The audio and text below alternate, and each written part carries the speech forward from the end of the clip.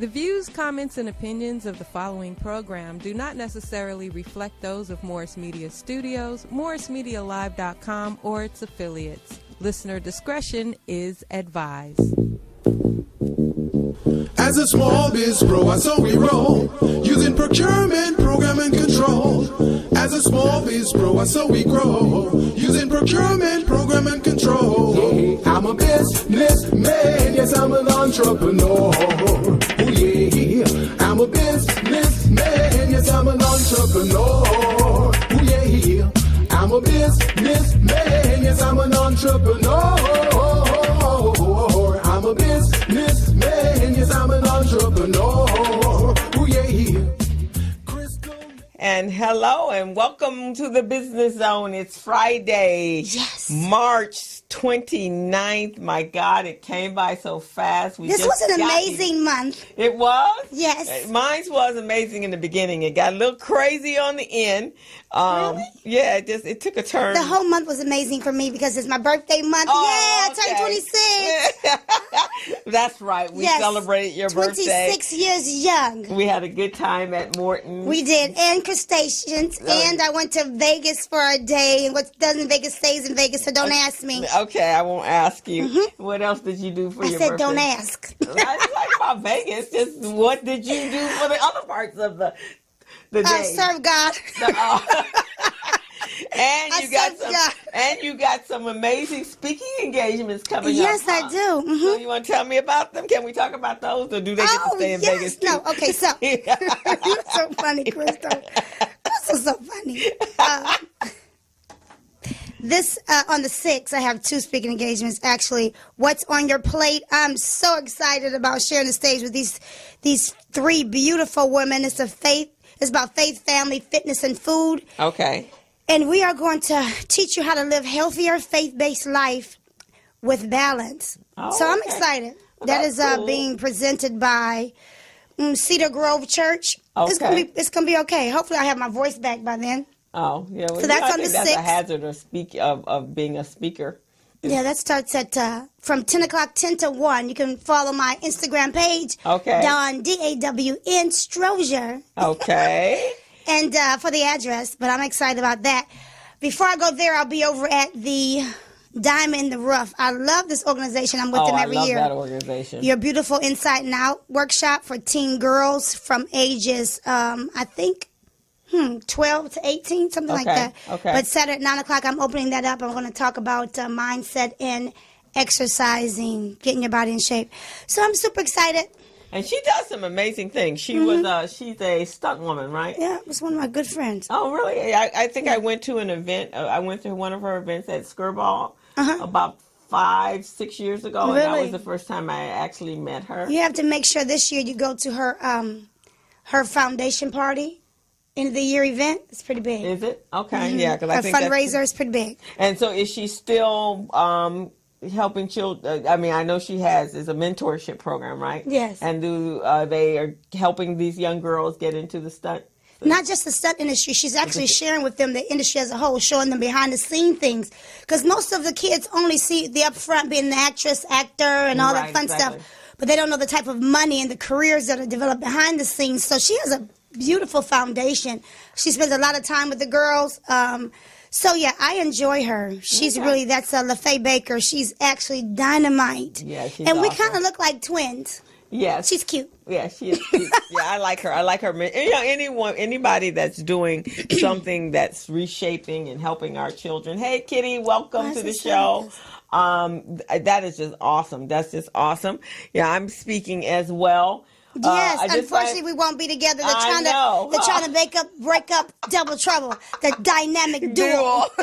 So I just got the call today from Alicia, so I'm going to speak at the Coalition of 100 Black Women. So she's not going to be there? She's going to be there, but because she has to leave early. You're going to do both? You're going to do the panel and and I'm not going to be there? Right. Well, we both, I know. What time is this? That's at 9 in the morning or something. Well, you're going to have to be last. I know. Tell them you can't go up until Dawn gets there. I'm your video girl. I know. I take good pictures for Crystal. It's on the same day. It's okay. You know, I can do everything. You can do everything. Through Christ that strengthens me. And then, Yeah, but I don't know if he can. You need to learn scripture. I don't know. Can he make you be in 2 places at one Three time? places. 3. God is omnipresent. He is. How come I can't be? But I didn't know he can make people be somewhere in three different places. That's what he said. You can do anything through Christ. I need you to get on your game. Okay? I know. I need to be on my game. And then I'm going to be speaking tomorrow at the Black Writers on Tour. That is from 9 to 6 o'clock. But I'm speaking at 11. And it's the Black Writers on Tour. It's Dr. Rosie Milligan's big once-a-year event. Don't talk to me like I'm not going to be there. And you're going to be there as well. Southern California Business Expo. So it'll be a room full of black folks, the ones that are not at all the other things. Because I think Jewel Diamond Taylor has her event this week in jeans and what's it called? Jeans. I'm not sure, but yeah, she has her event. So we need in this city a community calendar, right? So that all the events are not on one single day. Yes. So that you could support, and then we'd have bigger audiences. Yes. I think that somebody needs to come up with that idea. My plate's full, so it can't be me. But I think somebody that would come up with that would be an awesome. Yes. And it could be an app-based, and everybody plug in. Well, let's talk to your boy when he gets here. Okay. Don't give the idea away, because it can be great. Yeah, so we should do that. What else is going on? Anything else happening? No, I'm not married yet. Other than that, Other than that? Are you married yet? No. No. I don't know if It's kind of weird. The cutest girls on the planet, and we're not married. I know, but I don't know. I may not be quite as committed to it. That's because you you don't know how to be submissive. I don't.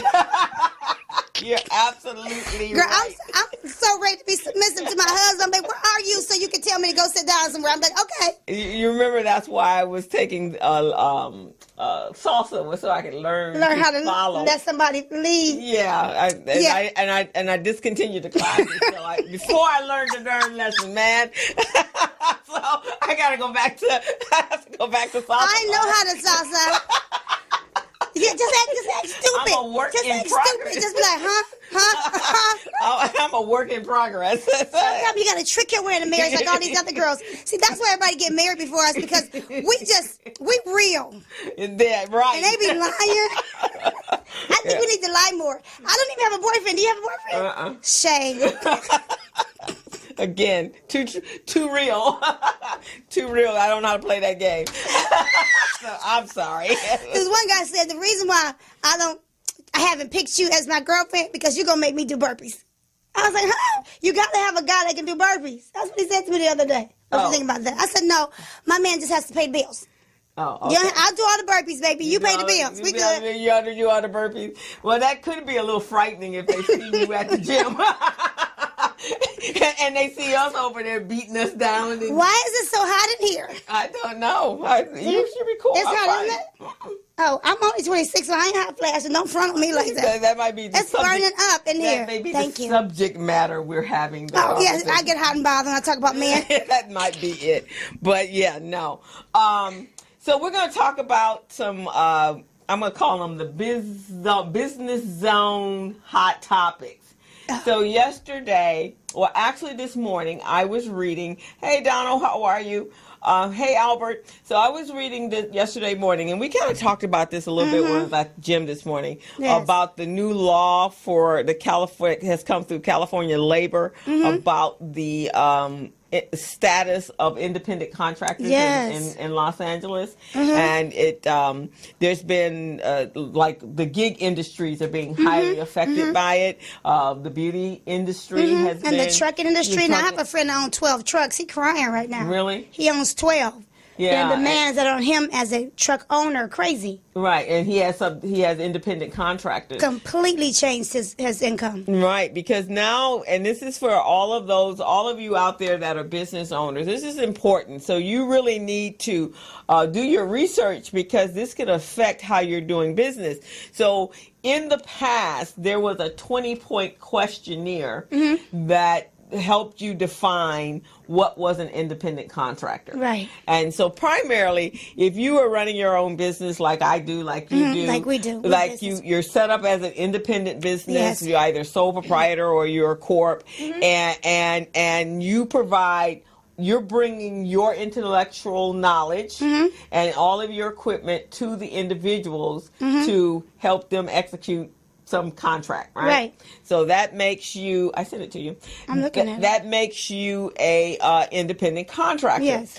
And there were some other questions. If they're not telling you how to do your job, they're not telling you what time you should be there, if they're not directing you and making it mandatory for you to be at meetings and that kind of stuff, that deemed that you were outside of the realm of being an employee. But in this new law, which took effect, or I don't know if it was based. It started in the trucking industry already. Yeah, it started in July of last year, 2018. Yes. And so now they've reduced the 20 questions to 3. And they call it the ABC test. Right. And so that ABC test is the worker is free from the control and direction of a hiring entity in connection with the performance of their work, both under a contract for the performance of the work and in the fact of. The worker performs tasks that are outside the usual course of the hiring entity's business, and the worker is customarily engaged in an independent established trade, occupation, or business of the same nature as the work performed for the hiring entity. So explain that in English for so in English. So the very first one is if I'm an independent contractor and I go to provide bookkeeping services for any company, or even if I were to be contracted out to do it for a tax preparer or a CPA, right?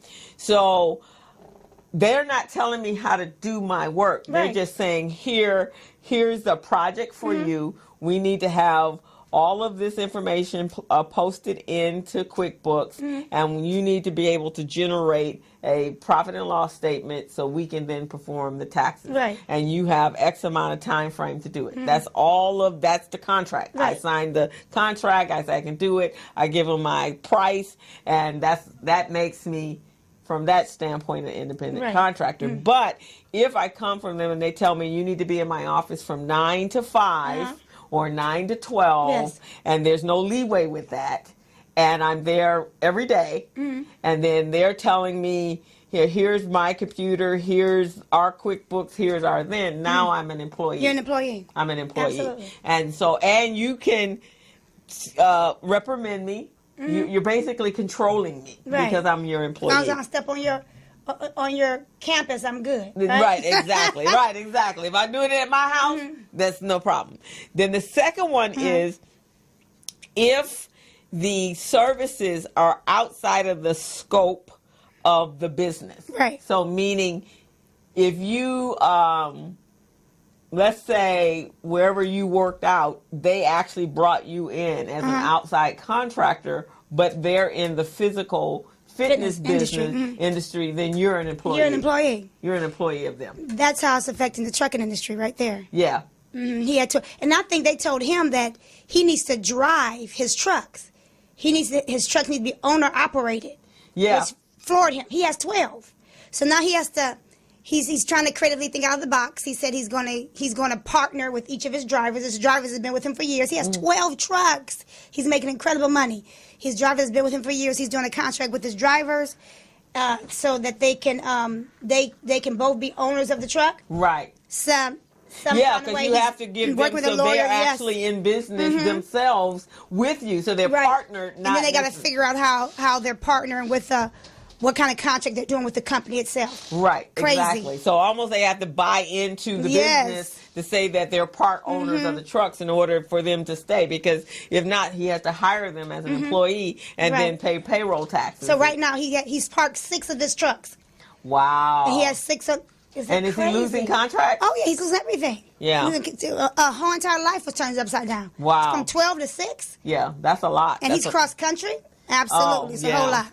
And then the third That was A, B, and C. And then the C is that you are customarily engaged in an independently established trade, occupation, or business of the same nature as the work that you're performing. So now that really speaks to real estate agents. Yeah. Because, and mortgage, us independent mortgage lenders. So, but today, and this is why this is a conversation with hey, Gilbert, welcome. We are talking about, I'm introducing a topic called BusinessZone Hot Topics. All right, I like that. So today we're talking about the labor laws, the independent contracting laws. Yeah, that's ridiculous. Yeah, is that not insane? So I'm kind of explaining it to those of you that have employees, or those of you that have businesses that have been traditionally do business as having contractors execute your space. Right. So yesterday I read that there's a new realtor that's come on board, and you've probably seen the commercials, called Purple Bricks. Oh yeah.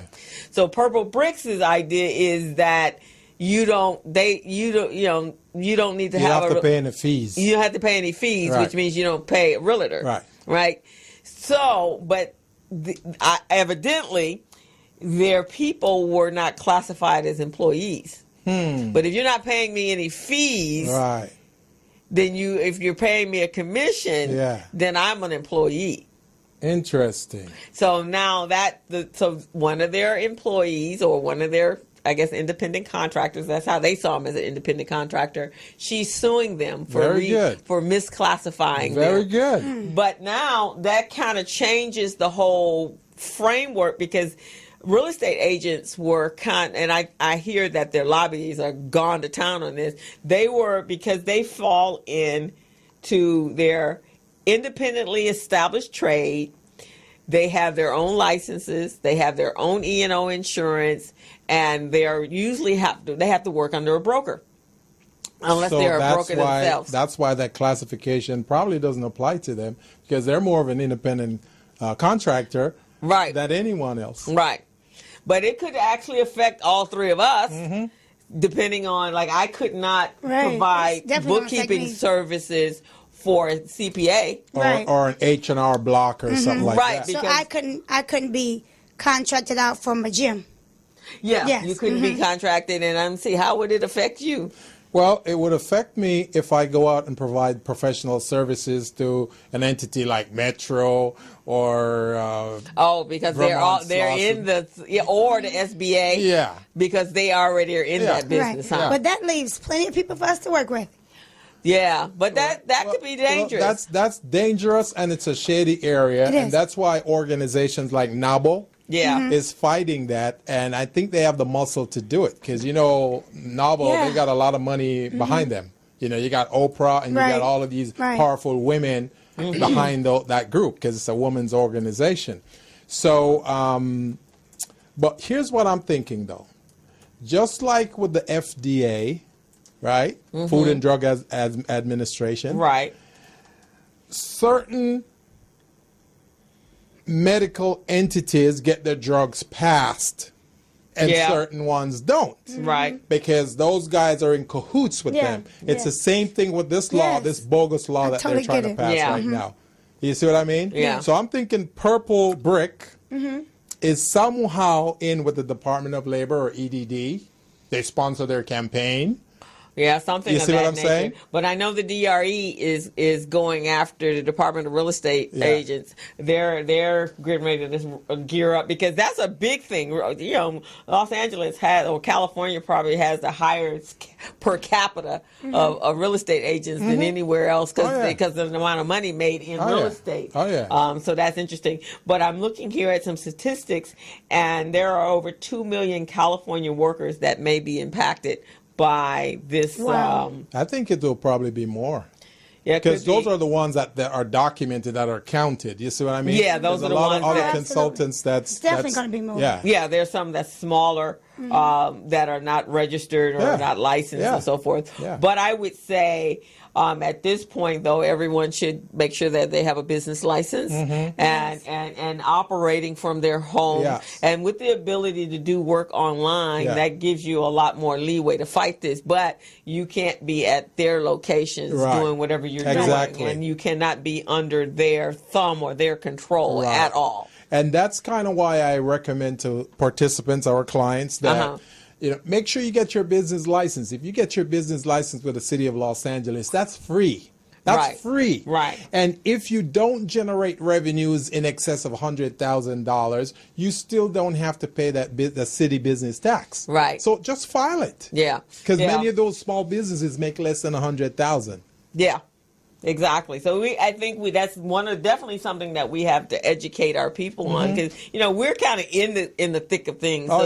We get information, but just think of how many businesses out there that they don't even know about. They have no clue that this, unless it's already affected them, like the trucking industry or the hair or the and that can be really big in the beauty industry because a lot of beauticians or a lot of the buildings or the shops, sometimes the owner is just renting the building. Right. That's how it's been for years. And they sell but I have a lot of friends that are hairstylists, and they're figuring it out because they have community meetings they're going to, and they're sitting down talking about the changes that are being made.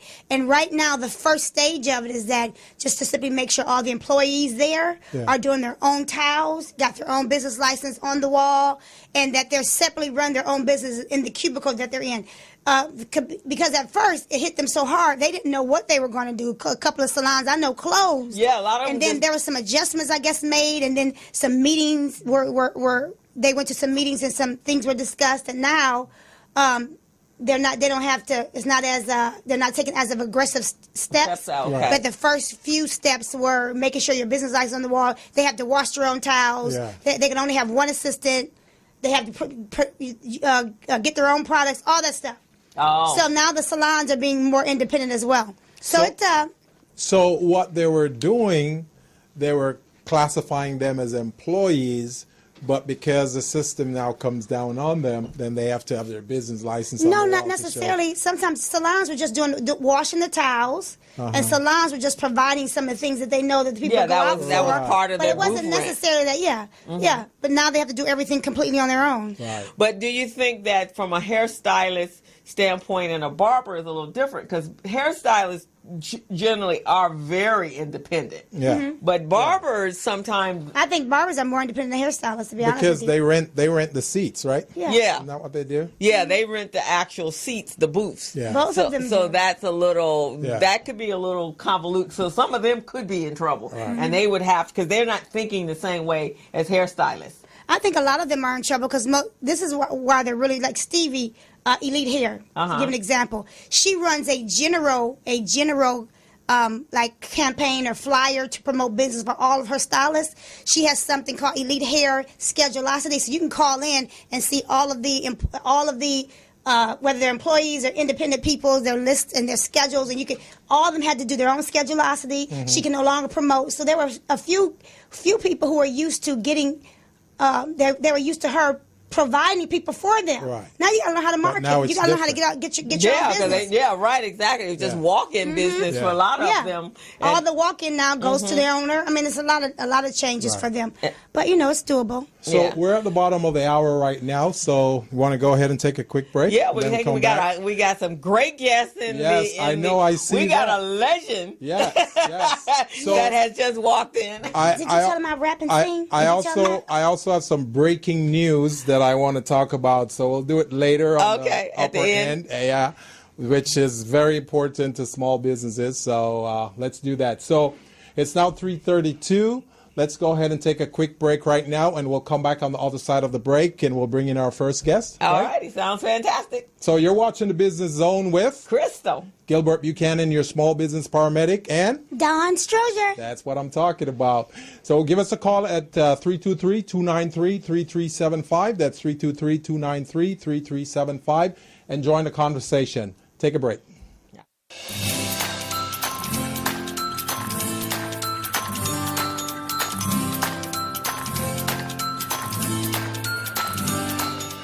Small businesses spend more than $500 million each year combined trying to find missing or replace missing paperwork. Hey small businesses, are you tired of losing out on business opportunities because your paperwork is not in order? And don't you hate having to register in multiple websites just to find a single procurement opportunity that may not even be worth your time? Well, worry no more. Small Biz Pro is the solution to your problems.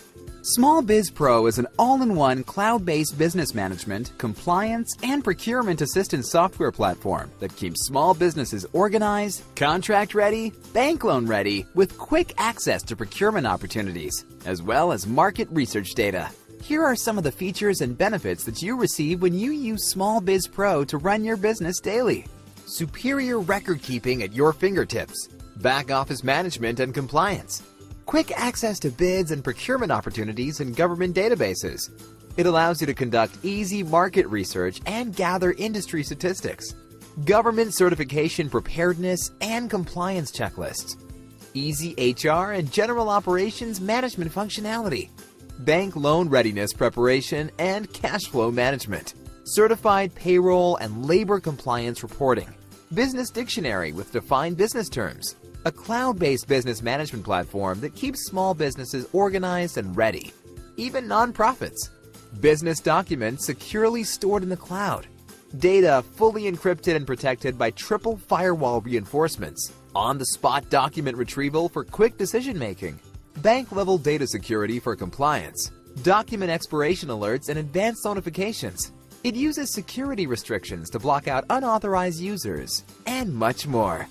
Try it out today for only $5 for the first 30 days. What are you waiting for? Go to www.smallbizpro.net and register now, or your competitors will.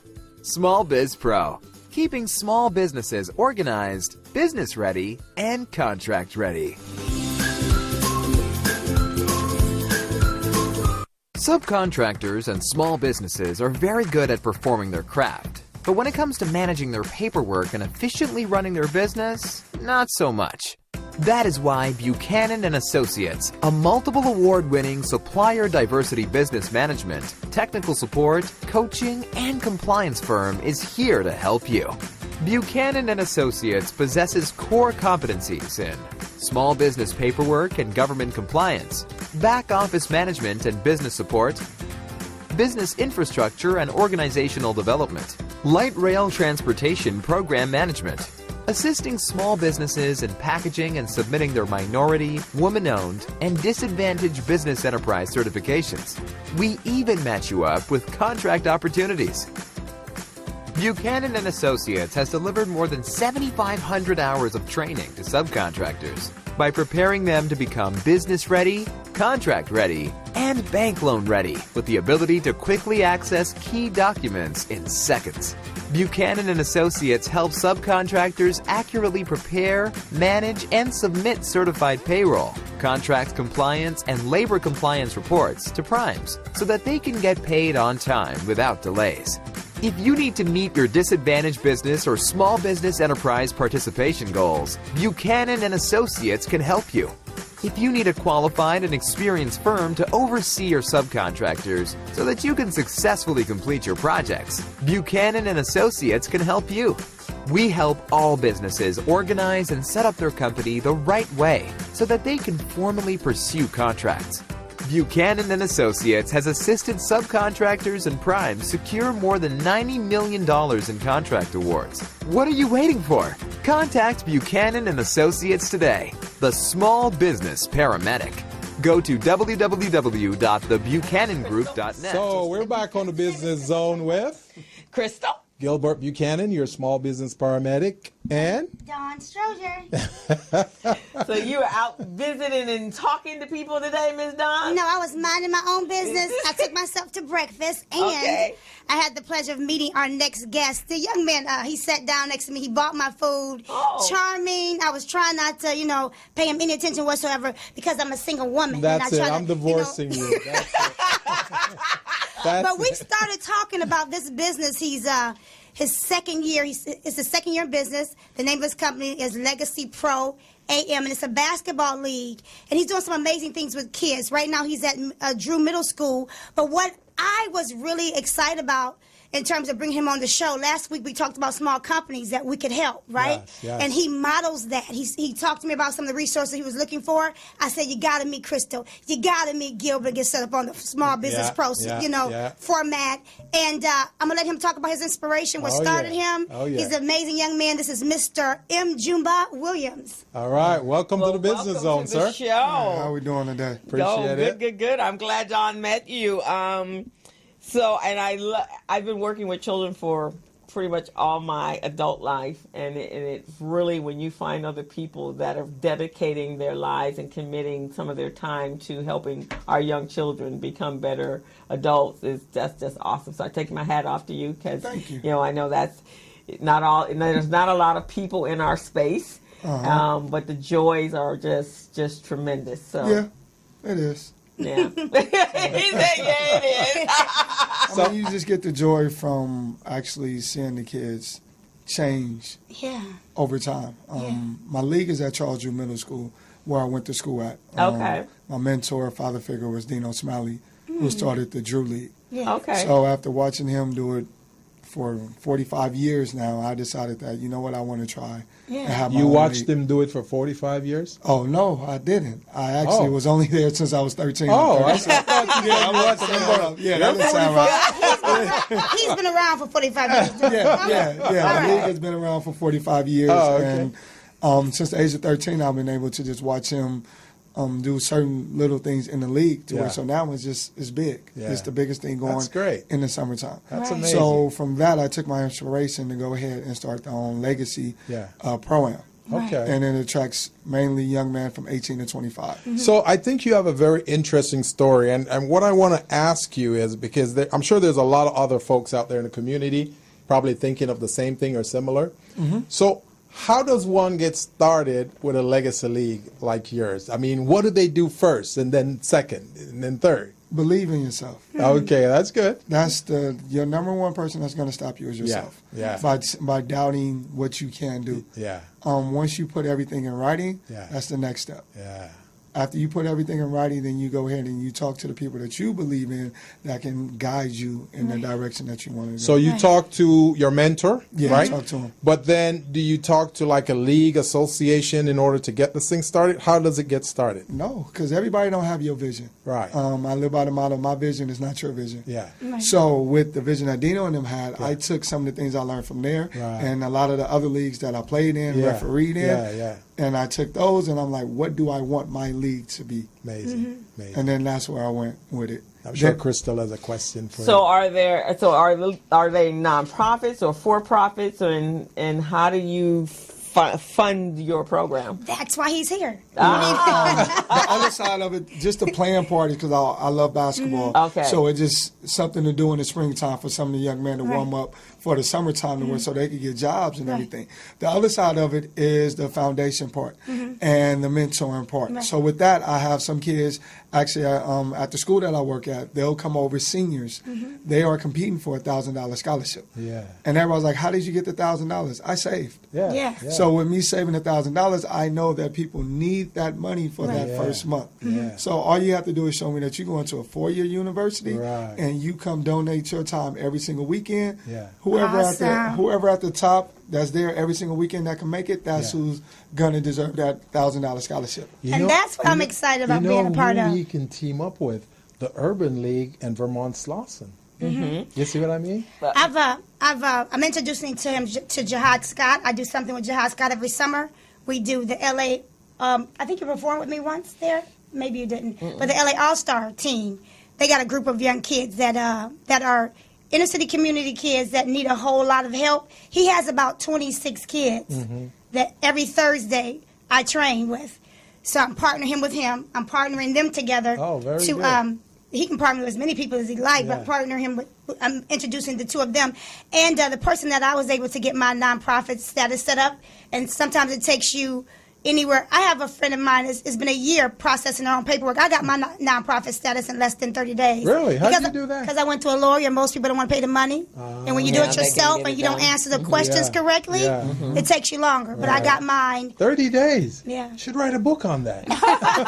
That's another subject. So that was why I was asking, because as a nonprofit, I sit on a board for an organization called Pete Brown Jr. Tennis Program. Okay. And probably when it was originally started by Pete Brown, he was probably very much like your mentor, just doing it out of his pocket and for the love, right? And then our CEO or chairperson of the organization is probably you, because he was 8 when he was discovered by Pete Brown, and Pete taught him how to play basketball. He went to Long Beach State and got scholarships, and not basketball, tennis, and he's an awesome tennis player. So then he took the program and created a nonprofit that we kind of fall under the umbrella for a while of the Harvard Tennis Club, which is an adult club, but they were not a nonprofit, so they couldn't go after funding. Right. And then so once you do that, then you can go out write for grants and stuff. So that's what we do. We write for grants. And there are a lot, like with LA 84, which was the Olympics fund and foundation, so that way you can get money in order to help you be able to provide all the programs and services for the kids. But that's awesome. I mean, you got to start somewhere. Yeah. So what are your needs right now? Our main needs is just to be able to, because I want to give out another scholarship. Okay. So being able to give out another scholarship, because I have 2 young ladies that show up every single weekend. Right. And I will go work my tail off to give out the other scholarship, but if someone wanted to donate it, that would be fine. The way that I've been reaching out to sponsors through Instagram and things like that, but nobody ever responded. And the thing that I was offering is, if you sponsor someone, then I'm able to make you a banner and we'll put up and we'll do a player of the week, things of that nature. Yeah. So I'm just trying to tie it in to where so people have something to come watch for free. Right. It's good basketball. Come watch it for free. Saturdays and Sundays. And also you can leave your child there too as well. If you have a high school senior that want to learn how to referee, want to learn how to run the league, want to learn how to coach, you want to help out the snack bar, want to learn how to run the table. So you should be a nonprofit. Because you're teaching. So who is doing the? So obviously it's a full program, not just athletics, but you're also mentoring the kids. Is there an academic portion to that? I haven't tied it in. I mean, I'm a teacher too as well, with athletic director too as well. So, but I haven't tied it in just yet, and I basically based everything around basketball. So if they can learn how to work the systems that I have with it, because everything is online now. I think that's neat. Because with basketball, you've got assist, you've got passing, you support, and do you defend, all of those things. If you incorporate, I like that. But I'm always open to learn. So when she gave me this opportunity today, I'm like, forget everything else I got to go do. I know he was going to put on some heartstrings. We talk about babies with Crystal sitting up here. So but you know what I was really excited about was being able to offer him Final Business Pro, make sure all his things are set up. He's new. He's new, and we can help him as an example of what we do here.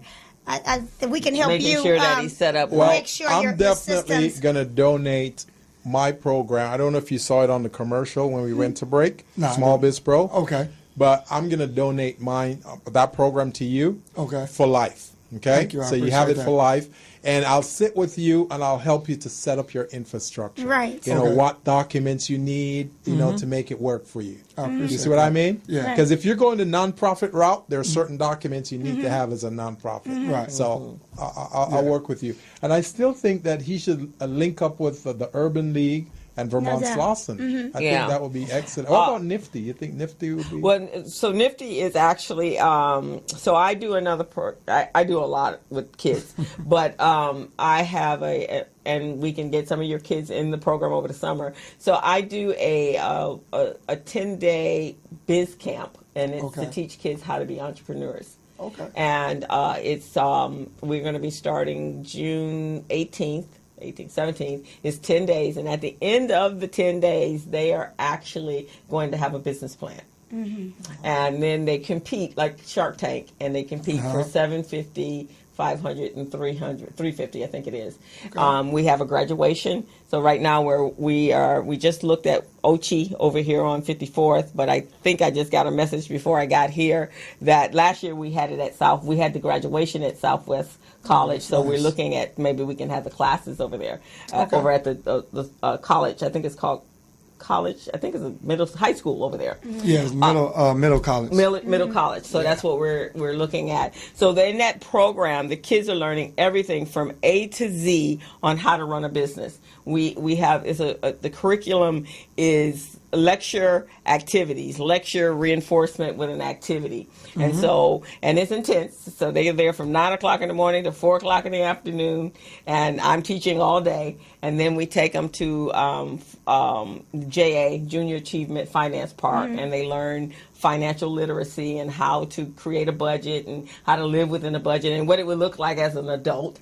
Okay. And then we have a wholesale trip where we teach them. They go downtown. We invest $25 for them. They purchase products, and then they have to come back and market that product, and then we have a sale day. And then they're inviting their friends and their family and their community, and then they're selling. So the caveat is that you have competition of 25 other students. And so you got to be able to, one, get your $25 back, because you got to get that back to us.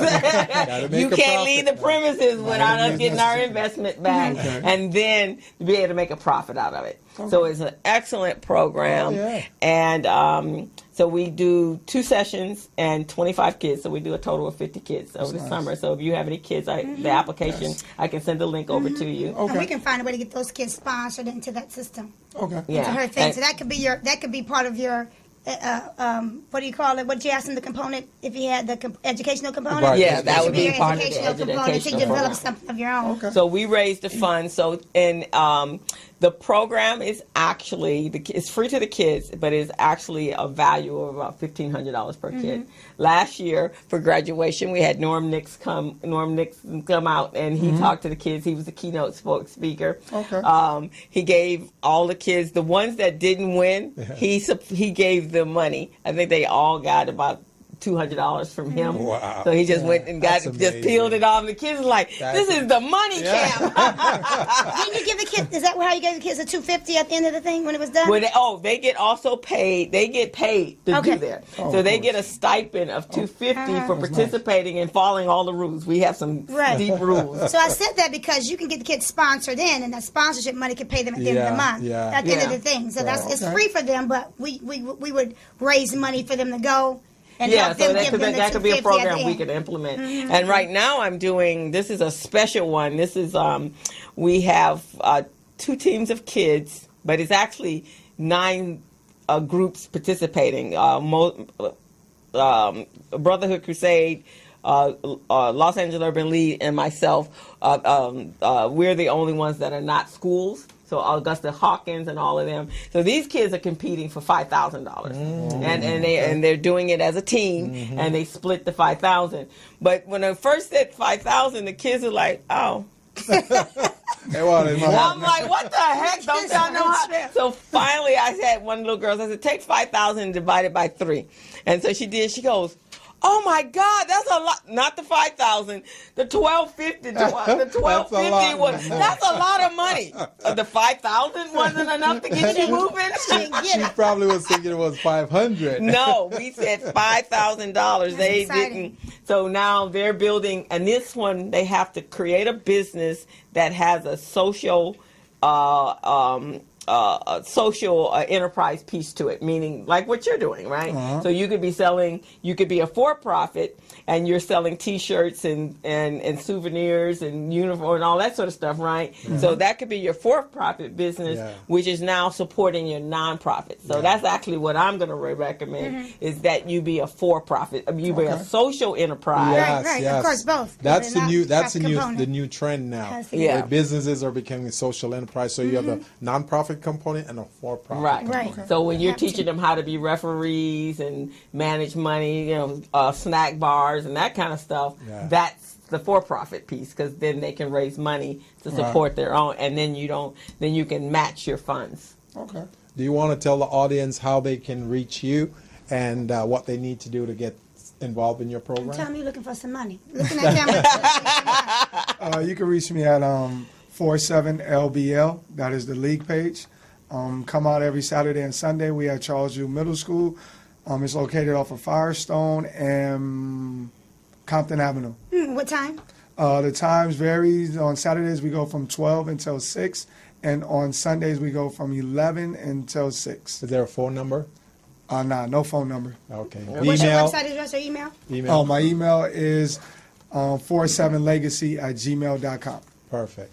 Well, we take my hat off. There's my card. Yeah. So that you can reach out to us and we can help you. I have my card here, and I'm going to give you my brochure. I really want you to reach out to me so I can help you get started, okay? Yes, I appreciate you guys giving me this platform. Oh, yeah. And I definitely will reach out to you guys. Yes. That's the best thing I can do. So we want to get businesses start the right way, because over the years they haven't been started the right way, so they crash and burn. We don't want that anymore.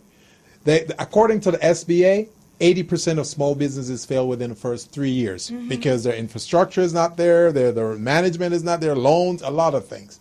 So we want to flip that around, and instead of 80% failing, we want at least 80% succeeding. Yeah, he's not going to fail because he's working with kids. That's right. Well, congratulations. Just again, good stuff. Our children need mentors, and they need people that can help guide them into to be progressive, positive, successful adults. I'm impressed. Yeah. Thank you. All right. Now tell them one more time, how do you win the $1,000? The young person have to come every Saturday and Sunday to help out. For how long? For the next, we have 9 weeks left. 9 weeks left, so it's not too late to join. It's not too late to join. And what's the age? Can you be 26? And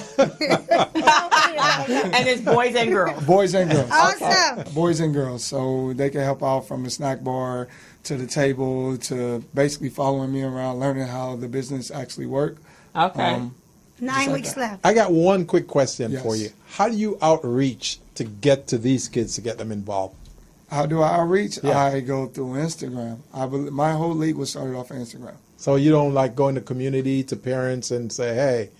At the moment, I'm not able to. So what it is that is me doing a lot of the footwork. Yeah. So when I get off work, I actually go work out, and I talk to a lot of people through the gym. So if I'm able to communicate with you through the gym, then I'm able to go ahead and get it out too. You could do it. You could do it through the churches too. Yeah, that's true too. That would be. Yeah, we can take that's like a pot. truck. Yeah, that's like a pot. They're waiting for you. You know. In the rec center. But don't underestimate the power of that Instagram. Yes. Yeah. That's true. Instagram's powerful. That's true. Because he's built this, he said, over the Instagram. Right. So we I know. got to get your Instagram. I know. How many We're kids gonna are get actually started. active with you today? Actually active with me today, I have 2 that show up, and I have 2 that works with me after school. So right now we have 4 that's actually active. Excellent. Okay. Excellent. Fantastic. Well, we that's want a to nice thank you so much. Last year, how many did you have? Last year we only had 1 last year. Okay. So we wasn't able to give out a scholarship last year. Right. This year we was able to give out a scholarship. Okay. Wow, that's great, man. So I want you to document all of this because at some point you're going to put a video together to show the accomplishment of the program over the years. You see what I mean? That's what we want. All righty? All right. All righty. Well, thank you so much Thank you. dropping all that you had to do and coming to visit us. Being on the Business Zone. Have you ever heard of the Business Zone before? No, I haven't. Oh, man. Well, now you know. You're Now going to you tell know. all your friends, right? See what happens when you meet me? Your life changes. And we'll make sure I'm known to change lives. we'll make sure you get a clip of this video. All right. And then you can put it up on you can clip it up and put it up on your Instagram. All right. Thank you. Okay. Thank you so much. Thank you. Appreciate it. Okay, so we're going to head back into a commercial break Yes. and then get ready for our next guest. Okay, definitely. All righty. You're on the Business Zone with Crystal. Gilbert Buchanan, your small business paramedic, and Don Strozier. All right, we'll see you in a minute. take a break. Subcontractors and small businesses are very good at performing their craft. But when it comes to managing their paperwork and efficiently running their business, not so much. That is why Buchanan & Associates, a multiple award-winning supplier diversity business management, technical support, coaching, and compliance firm is here to help you. Buchanan & Associates possesses core competencies in small business paperwork and government compliance, back office management and business support, business infrastructure and organizational development, light rail transportation program management, assisting small businesses in packaging and submitting their minority, woman-owned, and disadvantaged business enterprise certifications. We even match you up with contract opportunities. Buchanan & Associates has delivered more than 7,500 hours of training to subcontractors by preparing them to become business-ready, contract-ready, and bank loan-ready with the ability to quickly access key documents in seconds. Buchanan & Associates help subcontractors accurately prepare, manage, and submit certified payroll, contract compliance, and labor compliance reports to primes so that they can get paid on time without delays. If you need to meet your disadvantaged business or small business enterprise participation goals, Buchanan & Associates can help you. If you need a qualified and experienced firm to oversee your subcontractors so that you can successfully complete your projects, Buchanan & Associates can help you. We help all businesses organize and set up their company the right way so that they can formally pursue contracts. Buchanan & Associates has assisted subcontractors and primes secure more than $90 million in contract awards. What are you waiting for? Contact Buchanan & Associates today, the small business paramedic. Go to www.thebuchanangroup.net and begin saving now.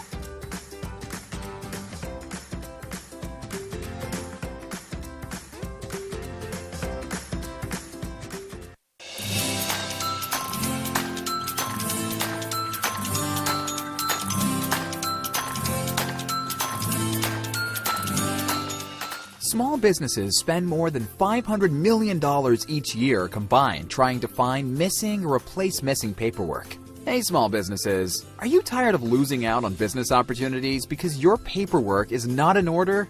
And don't you hate having to register in multiple websites just to find a single procurement opportunity that may not even be worth your time? Well, worry no more. Small Biz Pro is the solution to your problems. Small Biz Pro is an all-in-one cloud-based business management, compliance, and procurement assistance software platform that keeps small businesses organized, contract-ready, bank loan-ready, with quick access to procurement opportunities, as well as market research data. Here are some of the features and benefits that you receive when you use Small Biz Pro to run your business daily. Superior record keeping at your fingertips, back office management and compliance, quick access to bids and procurement opportunities in government databases. It allows you to conduct easy market research and gather industry statistics. Government certification preparedness and compliance checklists.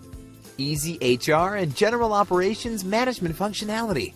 Bank loan readiness preparation and cash flow management. Certified payroll and labor compliance reporting. Business dictionary with defined business terms. A cloud-based business management platform that keeps small businesses organized and ready, even nonprofits. Business documents securely stored in the cloud. Data fully encrypted and protected by triple firewall reinforcements. On-the-spot document retrieval for quick decision-making. Bank-level data security for compliance. Document expiration alerts and advanced notifications. It uses security restrictions to block out unauthorized users, and much more. Try it out today for only $5 for the first 30 days. What are you waiting for? Go to www.smallbizpro.net and register now, or your competitors will. Small Biz Pro, keeping small businesses organized, business ready, and contract ready.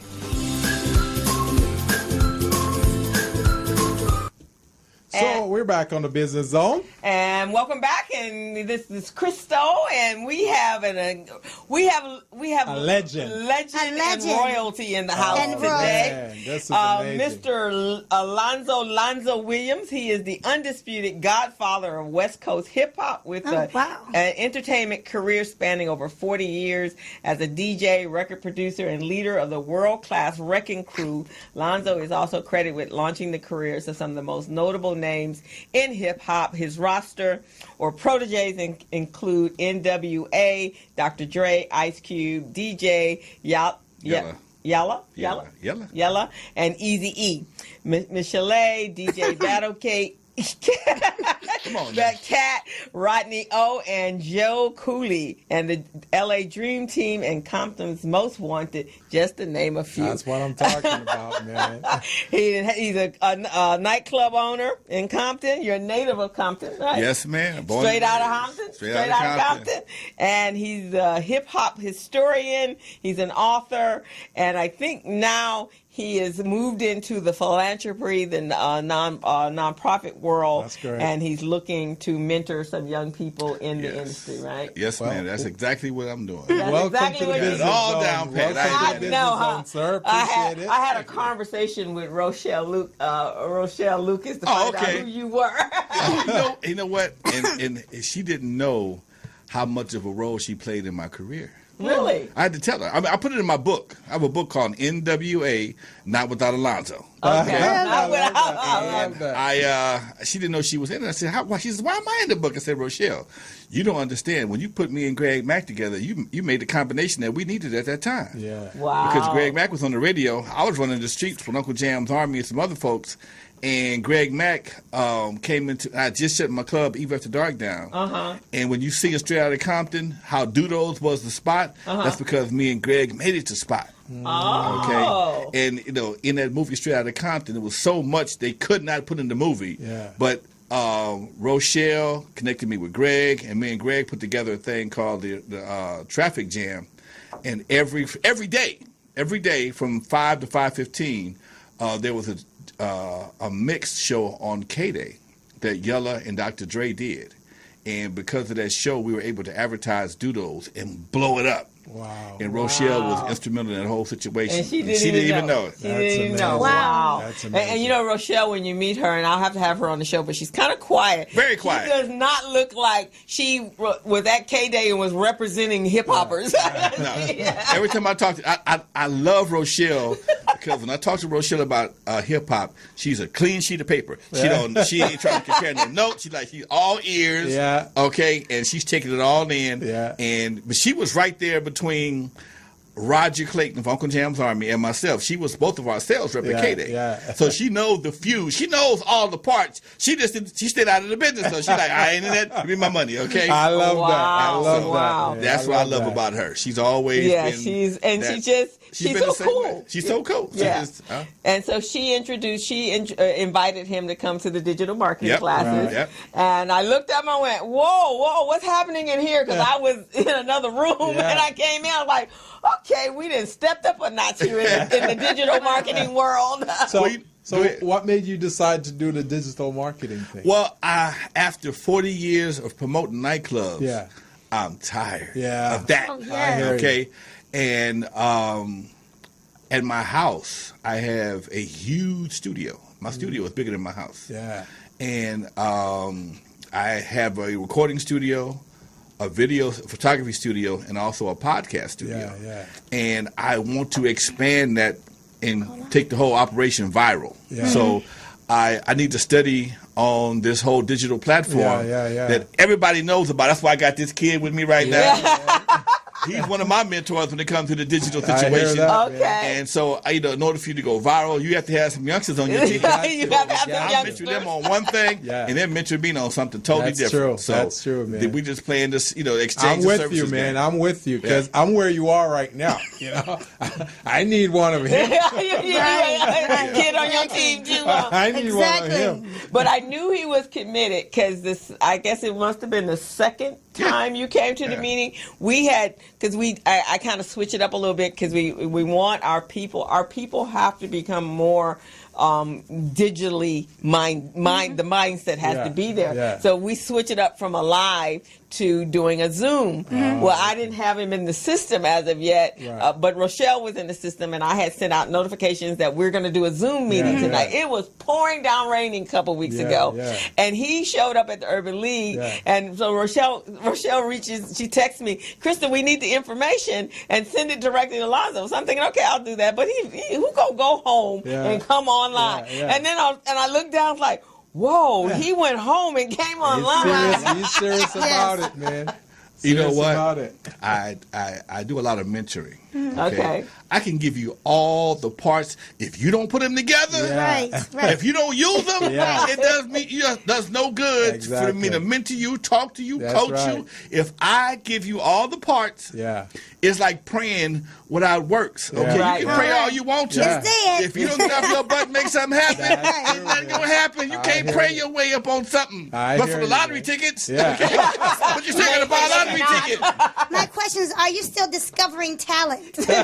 I need to know. Every chance I get. Okay. Every chance I get. So how did you become the Godfather of West Coast hip hop? You know what? And I get to ask that question a lot. That's not something you set out to do in high school. True. No, like I said, was that on your goal list and your bucket list? Okay? When I left high school, hip hop was not even invented yet. Really? And I wanted it, but the path was so interesting for me, even though I lived it. It's like, wow. I used to go to, when I was coming up, we had the dances in the park. You might remember that. The sock hops, okay? And we should go to them all the time. And as we got older, they stopped doing it. So we started doing our own dances. But when I first went to the sock hops, I fell in love with the DJs. Okay, and from KGFJ. Okay, you got to be ahead, old head, know about KGFJ. Right. Yes. And K-Day. When I wanted to feel that energy because there's no. Only person gets the same energy as a live band is a DJ. Yeah. When you're a DJ and you rocking, you get an energy that you can't buy, you can't snort it, you can't smoke it. You get something you can't get that from no place else. There, man. I wanted it, but I thought you had to get it through radio because at that time there were no mobile DJs. That's true. Oh, okay. I thought I had to go to radio. Okay. And back then, those who knew me back then knew I had a horrible lisp.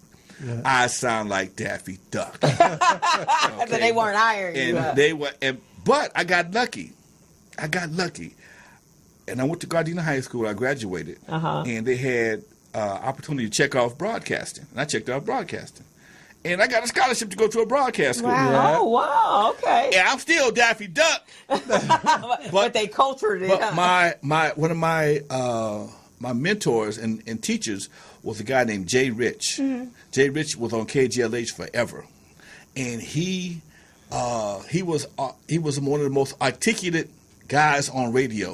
He took me under his wing. He said, "You don't have a mental problem. You're just lazy. Okay? You don't like moving your tongue." So he gave me a bunch of exercises. And I would sit there and go the for hours on end. And that's how I was able to overcome it. I still have it somewhat if I get mad or just get lazy. But I've been able to consciously overcome it. And later on, and it was right there in the 70s. Wow. And they was doing the disco. I'm that old, baby. This just man fool you, okay? You must try to get caught by a spider. Anyway. but so if you were with Uncle Jam. I was Uncle Jam's Army's first DJ. Okay, so Subway? Come on, baby. Subway, Osco's, come on. See, I had Eazy. I opened Eve After Dark in 1979. Okay, I was 22 years old. Wow. And I would go, see, back then, they had so many clubs in the city. You could go to clubs every night. Green the Red Onion on Thursdays, Flanagan's on Mondays. Parties every night. I didn't party but one day a week. It was only one day, that was Sunday, that I didn't go out. I started on Sunday. I would work on Friday and Saturday, my own teen club. And then I would go out on Saturday during the week. Paradise 24. We very seldom went into Paradise. We sit in the parking lot and do the parking lot pimping. My buddy had a limousine, right? We sat in the parking lot on the limousine. I was just doing my record thing, and I'd be out there, had my foot out the door like Morris Day. He flagged the girls down. You know, I got Lonzo in the car right now. So I can't tell you some of the parties we had in my house. Anyway, so that means I probably saw you in the parking lot. Probably did. I probably was flagging you down. You just one of the girls that didn't fall into the trap. I didn't fall into the trap, but I was at the club. I didn't fall into the trap. So you were there. I was there. She probably went right past us. I knew you was fast. I know. And my girlfriend actually, she hung out with Roger. Roger. He was a good friend of hers. So her name is Daisy. They called her Sita, Daisy Bellamy, and she was with him. They partied. She was actually, when he was promoting, she was putting the signs up on the. I ain't mad at her. On the post to hang out with us. You got to go to work. Yeah, and I met him. I met him for the first time because I didn't know her at that time. Met him first time before he died. A couple years before he died, we went to.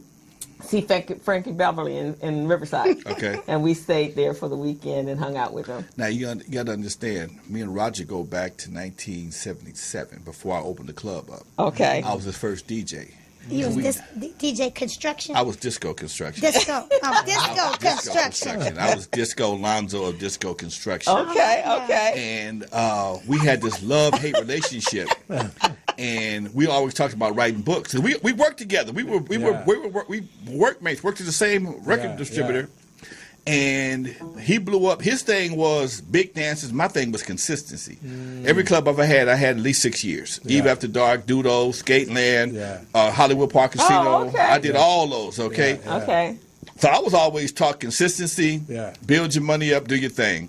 And he liked doing big stuff, the convention center and a sports arena. That's fine, but I'm gonna get my crumb. I'm gonna get these nickels every week for the next week. You know, you get them quarters every once in a while. I'm gonna get these nickels, nickels and dimes every week and stay consistent. And we were talking about writing a book, and I started writing my book because we had this competition. To see who can complete it first. Who can do it first. And he died. Oh, man. How you going to do that, man? So he didn't get his book. I was writing the book the night I got the call. He had died. Oh, wow. And it took me almost 3 years to write the book and go back to the book because there was no reason to write the book. There's no motivation. You know Roland works. I know Roland, all of those. Those are the ones I hung out with. Roland is the only promoter Steve that's been doing it longer than I have. Yeah. Okay? Roland is, we talked about this. We've had this conversation. Yeah. Roland is the only person that's been promoting longer than I have, but I've had more clubs than he has. I've been more consistent. I've owned clubs. He's promoted more. He promoted, but he didn't have a club. But he never had his own venue. I've had my own. I've had 6 different clubs in my career. And Mark Gaspar actually wanted a club. Okay. So that was the partners that they had when they were doing the last round, but they never did because he wanted but he wanted the live music. They were more into the live music. Exactly. Yeah. The club thing, it's gotten so crazy. Yeah. And especially these days, and I'm finna get on my soapbox for a minute. Okay. BS and business don't mix. Yeah. Okay. Mm-hmm. No. And this is when people asked. It was a Facebook post recently. Why there's no clubs in the city? Name all the clubs. Okay. You could go down Crenshaw, start at Imperial Highway, and go to clubs all the way to Wilshire. Yeah. I remember Covadis. Covadis. Okay. I mean, we started at Imperial Highway and go all the way. Carlos and Charlie's. Come on. And Speakeasy. Come on, Speakeasy. I know. Y'all think I was just this little shy person. No, we know that. One, Carlos up on Hollywood, the Roxy. Yeah, and there was another one. What was the one? That was Speakeasy in the back where they had the best. Yeah, you had to go around the side to be real quiet because everybody's apartment. That's what they called the Speakeasy. That was up in Hollywood. Literally, they had double doors. Yeah. They had double doors. You walk in one door, it closed, and the other door opened. Then they had the Disco 9000. Disco 9000. On the 9000, on the was it 9? It was on the. It was the 9. It was 9,000 was the address to the building. Right, and I think but the club's on the top floor. Mm-hmm. Okay. And oh my God. Yeah. Anyway. I have a friend, his name is Keith McAllister. I think he hung out at that club a lot. I tell people all the time that when gang mentality came into the hood, it ruined a lot of stuff. It actually, I'll tell you exactly when it happened. It was when that first shooting that was at Fridays. It was one that was a shooting out in the marina. Okay, I remember that. At Fridays. Fridays. That was a spot on every Friday. Everybody there was something that went on at the Ramada. Right. Yeah, at Mingles. Right. So that was my other spot. Right. Oh, my Mingles? Yeah. I think I was 7 years old when I was going on. I did some stuff I wasn't even born yet. Yeah, and you weren't even here yet. But I partied. I had a ball. That's why I never got married. Let me tell you a quick Mingles story right quick, right? Okay. My buddy was a DJ at Mingles. His name was Master Blaster. Oh, okay. He discovered Robin Harris, the comedian, at Mingles. Oh, yeah? My buddy was a DJ, and I'm a DJ as well. And he said, Lon, could you sit in for me for a minute? I'm going to dance with my little friend, friend, right? Yeah. So I'm like, okay, so I'm DJing, and he dancing right in front of me, and the DJ booth is similar to this right here. Yeah. But I'm like, dude, who are you dancing with? And he's dancing, and he said, I look down. He got this little person. She about 4 feet tall. She's getting busy, okay? And I'm laughing and like, hey man, I'm the first guy you know go out. He called them midgets back then. Yeah. He's the first guy you got go out with a midget. I said, you really are, Doc. We had a ball at Mingles. Oh yeah, Mingles was my spot. And then I migrated up to Lil J's. Lil J's. Yeah, that's down where. Yeah. Lil J's, downtown LA. You born I remember Lil J's. Yeah, that was my You a 70s baby or 80s baby? 90s baby. Oh. I'm a 70s baby. I'm a 70s. So my Lil J story is, Lil J's was actually frequented by police officers and military, right? Yeah. So, and my thing is to find out, meet the doormen. So, because I don't do lines, and my girlfriend and I know we don't do lines. Right. So we knew the DJs or the doorman or the promoter. Right. That's how we got in. Yeah. And so at Lil J's, so I knew all the door guys, and they were all police officers and cops. But then, as it got in, and I became a VIP, there was a woman there that actually was the captain at Southwest. Okay. She and I looked alike, and I didn't know that until one day I was dancing, and this guy said, "Hey, Crystal, how you?" And I think her name was Crystal as well. How you doing? I saw you at Civil Brands. Like, no, you didn't, and I didn't know that who this person was. Right. And so he gets there and he's arguing with me. So this other guy that I'd actually gone out with, he goes, no, man, that's not her. He said, but she looks so much like her, but one's a little more bustier than the other. So he said, in fact, go upstairs, and she's upstairs. Wow. But we never, and I was there 3 days a week. Wow. I never met her, and she never met me. But that's everybody crazy in there, so when I would come to the door, they thought I was her. They're like, go on in. Have a good time. VIP status. They're trying to get promotions. That's amazing. So you and Roland, and a number of you, all of you created businesses out of this. Yeah. Okay, so tell us about, because, a lot of times you think of that just being a hobby. And not a business. It started off being a hobby for me. I was just making CDs and stuff. Not CDs, I'm sorry, cassettes back in the day. Yeah. Okay. And I would DJ my car club events, whatever the case may be. Vegas. Anybody remember Vegas? And yes. Yeah, the little mini Camaros. Yeah, And one day we had a party, and I made me and my partner split up for like $900, $450 for DJing. This might be something to look into. Okay? But I tell you what was crazy. I was taught later on that if you do it for free, you'll do it for pay. Right. Okay. And do what you love. You never work hard a day in your life. Okay. Okay. And give people what they need, and they'll always need you. Yeah. Those have been the two principles I've always worked by. My last job was 1979. Awesome. Okay. Wow. I never sold dope. I have to make that disclaimer. Because that's the industry. Dope. Yeah. I just shut my club down, March 2nd. After 40 years, I just got kind of tired, wanted to do something else. Okay. And well, for me, I've been kind of blessed that my star is kind of rising again through all these documentaries and stuff I did back 35 years ago with Dre and Cube and everybody. Now I can go into another less stressful career and do what I like doing. I work with so many artists, and what I realized with artists today, most of them are still as ignorant as ever to the business part of this. Right. They forgot. They're so busy about the music, they forgot about the business. Yeah. And I listened to guys on different shows, and one that really touched me was this new guy, Blueface. I'm not a fan of his at all, but to hear him talk about how he let somebody else take care of his business, and he's not, I'm not concerned about my paperwork, I'm just having fun. Wow. Oh, Oh, you are the perfect fool. Yeah.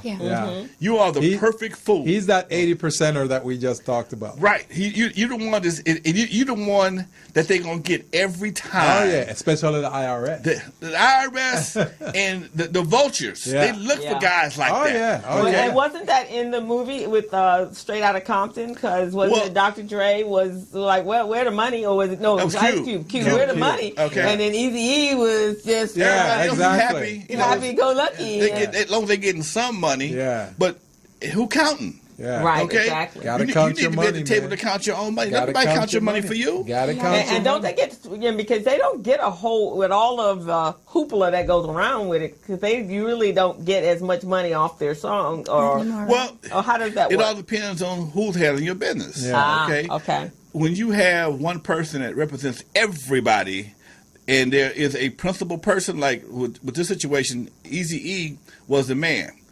Eazy E and Dre were the main guys, so they thought. Mm-hmm. So they looked out for Eazy E and Dre. Yeah. Jerry Heller made sure Eazy and Dre were taken care of. Right. Okay, everybody else was kind of all right. Yeah. But Dre had a mansion, Eazy had a mansion, Jerry had a mansion. They all lived in the same neighborhood. I've been to all of them house. Yeah. Okay. Yeah. Everybody else was living with their mama, their girlfriend, or had their own little small apartments. Yeah. Mm-hmm. And when you watch, if you ever watch Unsung, you'll see it happen every time. Every time there's a group. Yeah. Oh man, we all living together, eating at the same plate, driving the same car, living in the same house. But as soon as they have a hit record, there's two factors that come into play that changes everything, and that's the publishing and the writers. Okay, if you're a writer and a publisher, if you have a hit record and your record makes it on the radio, you're going to have a revenue stream that won't be privy to the non-writers. Right. So you guys are still gigging. Y'all may have an arrangement. All right, we do a show. We spend the money 5 ways. Everybody gets paid equally after expenses. Okay, that's fine. But when you write a song or you publish a song, you don't have to do that if you don't want to. Most cats choose not to. While y'all 3 were out partying, these 2 were out in the studio writing the song. We wrote the hits for y'all to play. Okay? So we don't have to give you writers credits if you weren't there. We don't have to give you publishing if you weren't there. So as these records take off and become hits, the publisher and the writer, they buy Benzes. Y'all still driving that van.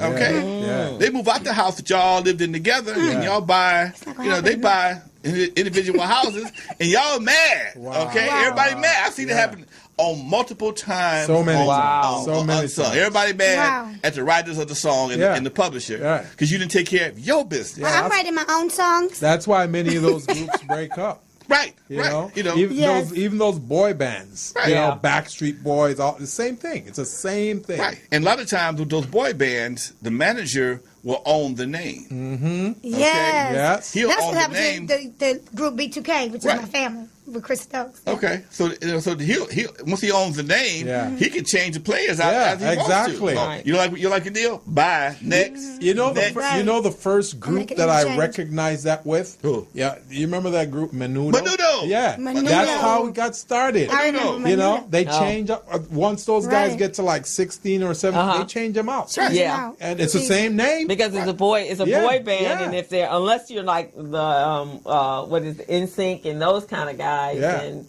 then they kind of and what's the ones that the brothers? There are 3 brothers that were Backstreet Boys. Yeah, Backstreet Boys. Yeah. Okay. Yeah. Unless you are a creator, you're like a Disney character. Yeah. Exactly. You just become the new Mickey Mouse. That's right. So we need to be creators of our own project. Yeah. We need to be creators and writers on our own project. For sure. Creators, you need to be owners of your masters. Owners of your masters. And so who just paid for all our masters recently? Sierra's husband paid for all our masters. Yeah, somebody bought her, and then somebody else too. Was it? I just saw it pop up in my feed the other day that somebody just got her. It was not Sierra. That was like. What happened with Prince and his masters? He got them back. He got them back. Right. That's probably why he's not here. Yeah. And then Tony just got them back.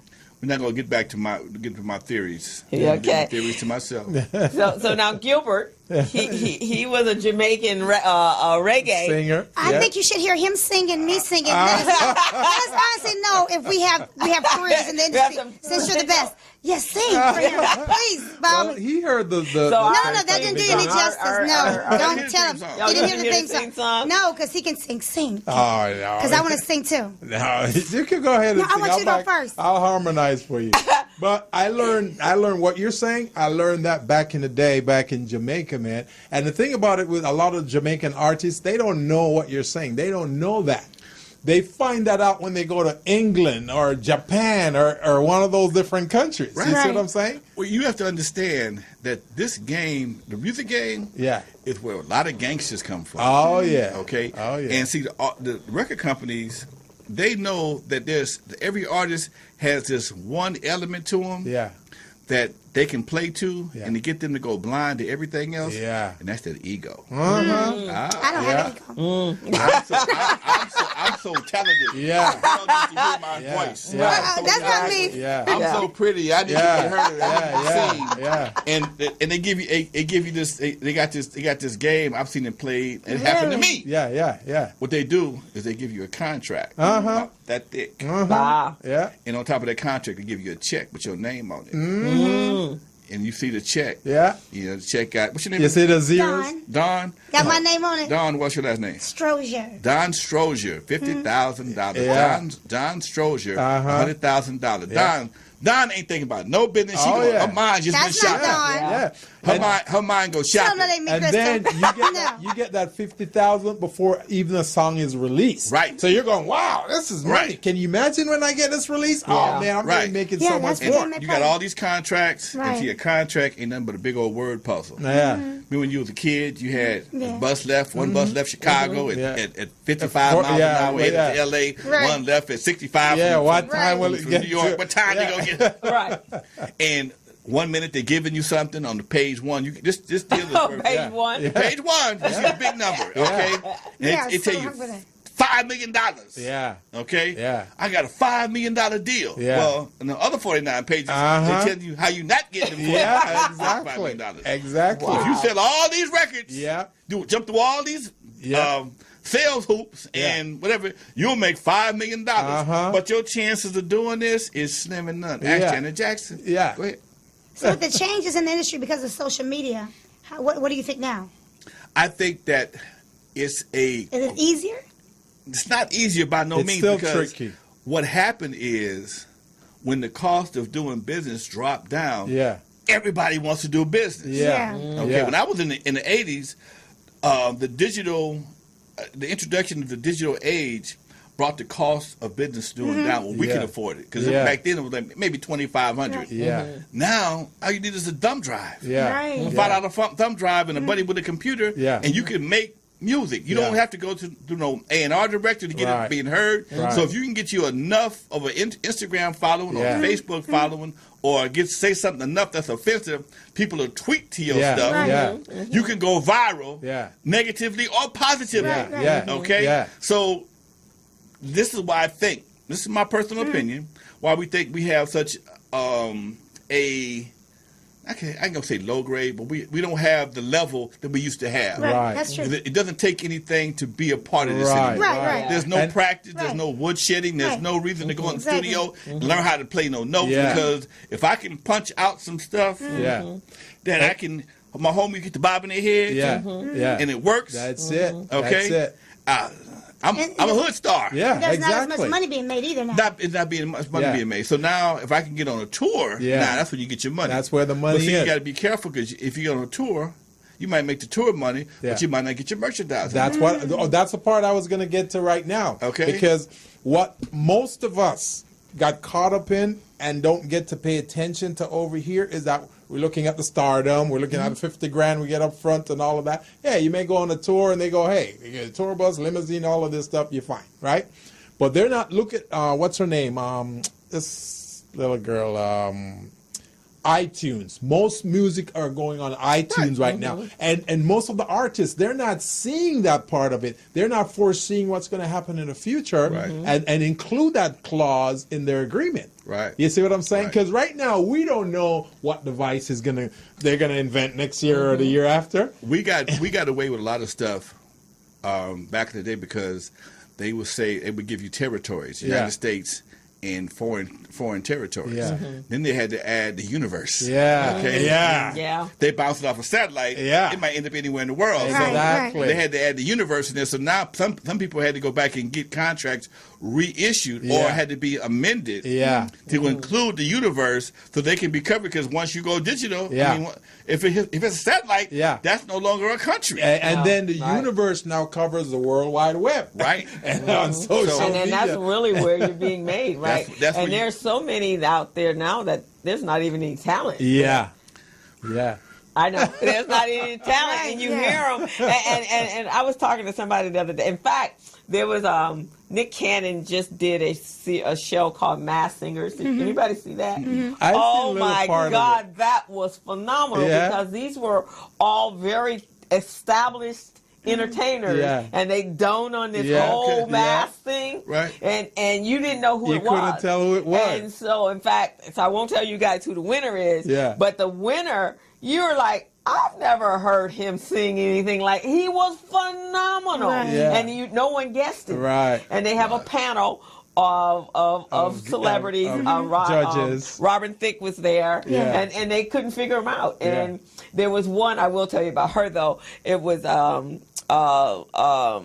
we thought it was Patti LaBelle at first, but it was Gladys Knight. But she switched it because she started singing Patti's songs, and they would give you these clues, and she started singing Patti. You're like, well, maybe it's Patti. And then she has that bravado, and then you're like, no, that's Gladys. And they still, even though Robin Thicke was like, okay, this is just blowing me away. I know better. Wasn't there one with Michael Jackson's sister on there too? LaToya. Didn't even know it was LaToya. Wow. Didn't know because you've never heard LaToya sound like that, ever. So you have to go back and look online and check it out. It was really, really, I thought it was like, okay, this is a crazy show. And even Nick Cannon's like, why would you come on this crazy show? But it was allowing them to take cover under a mask and a whole costume and just be somebody do what they wanted and not be judged because you didn't know and people were trying and just talented. So let's go ahead and take our final break. We're at the bottom of the hour. This is a great conversation. I'm loving this thing. So let's take a break. We'll be back. We're on the Business Zone with Crystal Gilbert Buchanan, your small business paramedic. And Don Strozier. And our very special guest, Lonzo Williams. That's what we're talking about, baby. Only on the Business Zone. You've heard it here. Take a break.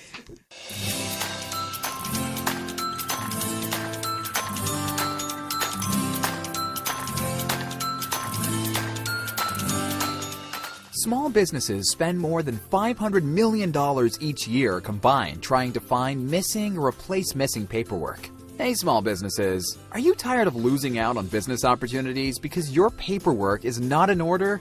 And don't you hate having to register in multiple websites just to find a single procurement opportunity that may not even be worth your time? Well, worry no more. Small Biz Pro is the solution to your problems. Small Biz Pro is an all-in-one cloud-based business management, compliance, and procurement assistance software platform that keeps small businesses organized, contract-ready, bank loan-ready, with quick access to procurement opportunities, as well as market research data. Here are some of the features and benefits that you receive when you use Small Biz Pro to run your business daily. Superior record keeping at your fingertips, back office management and compliance, quick access to bids and procurement opportunities in government databases. It allows you to conduct easy market research and gather industry statistics, government certification preparedness and compliance checklists, easy HR and general operations management functionality, bank loan readiness preparation and cash flow management, certified payroll and labor compliance reporting, business dictionary with defined business terms, a cloud-based business management platform that keeps small businesses organized and ready, even nonprofits, business documents securely stored in the cloud, Data fully encrypted and protected by triple firewall reinforcements. On-the-spot document retrieval for quick decision-making. Bank-level data security for compliance. Document expiration alerts and advanced notifications. It uses security restrictions to block out unauthorized users. And much more. Try it out today for only $5 for the first 30 days. What are you waiting for? Go to www.smallbizpro.net and register now, or your competitors will. Small Biz Pro, keeping small businesses organized, business ready, and contract ready. Subcontractors and small businesses are very good at performing their craft. But when it comes to managing their paperwork and efficiently running their business, not so much. That is why Buchanan & Associates, a multiple award-winning supplier diversity business management, technical support, coaching, and compliance firm is here to help you. Buchanan & Associates possesses core competencies in small business paperwork and government compliance, back office management and business support, business infrastructure and organizational development, light rail transportation program management, assisting small businesses in packaging and submitting their minority, woman-owned, and disadvantaged business enterprise certifications. We even match you up with contract opportunities. Buchanan & Associates has delivered more than 7,500 hours of training to subcontractors by preparing them to become business ready, contract ready, and bank loan ready with the ability to quickly access key documents in seconds. So we're back on the Business Zone with Crystal Gilbert Buchanan, your small business paramedic. And Don Sturger. And our very special guest, Lonzo, the Godfather of West Coast hip hop. That's what we're talking We've about. been having baby. a lively conversation. So you're now in the digital marketing classes that I'm doing. So what are you going to use that for? I'm going to use it to monetize and blow up my YouTube channel. Yeah. Okay. My website. Mm-hmm. Yeah. I have a lot of old records. Yeah.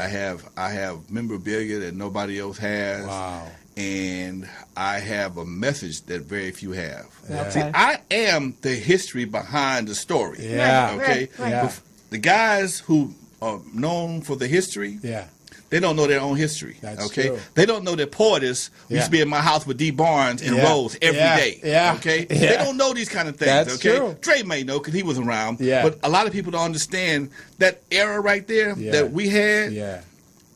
When I talk to my people nowadays, it was so much love because my house where I live at right to this day. Yeah. My house was the mecca of West Coast hip hop. Yeah. I had a club. Yeah. But we only there 2 days a week. Yeah. Everybody came to my house. The house, that's where everybody comes. Yeah. At my house. Yeah. And Dre was in there giving away beats like he was giving away flyers. That's what I was just going to say. Giving away beats. That's where a lot of hit songs are made, right there in that house. And, then one of the girls, she was one of my roommates. So D. Barnes was her group member, and so was Portis. They come out and they hang out. So, and half the time I wasn't there. I was a bachelor. I was gone. Okay?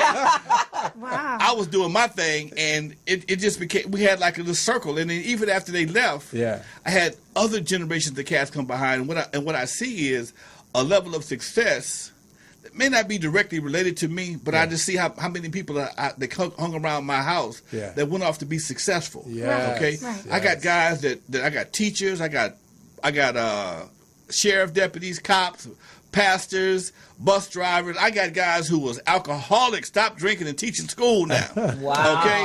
I got when I think about all the people, and I look at Portis. I mean, I'm not here. I'm just thinking because she's here. She got her own radio station. Yeah. Okay. Yeah. And she was just she had a record deal. She wanted to be a rapper. She said, I need to eat more regular. This is not. Good decision, I need to eat a little more regular. I'm gonna try something different, okay? And these are the kind of things, but because when guys came to my house, I had certain rules. Yeah. We ain't gangbanging. Mm-hmm. There was never any dope around my house. Yeah. Okay. And I think about the movie Straight Outta Compton. Mm-hmm. Every time you saw us, we was drinking. There was no alcohol in my house. Not because I banned it. We just didn't drink. That's right. That's right. We just kicked it. Everybody had a pen and a piece of paper in their hand, writing lyrics. Or they was in the studio rehearsing. Or in the studio recording. Right. And it just was a vibe that we had, and we just did that for so long, and then people started getting successful, and they moved on. Then because I had success with these guys, other guys would come back. Hey, man, could you work with us? Come on, man. Then you get another group of guys that went off to be successful. So it just that's why I have my nonprofit, the Lyrical Revolution.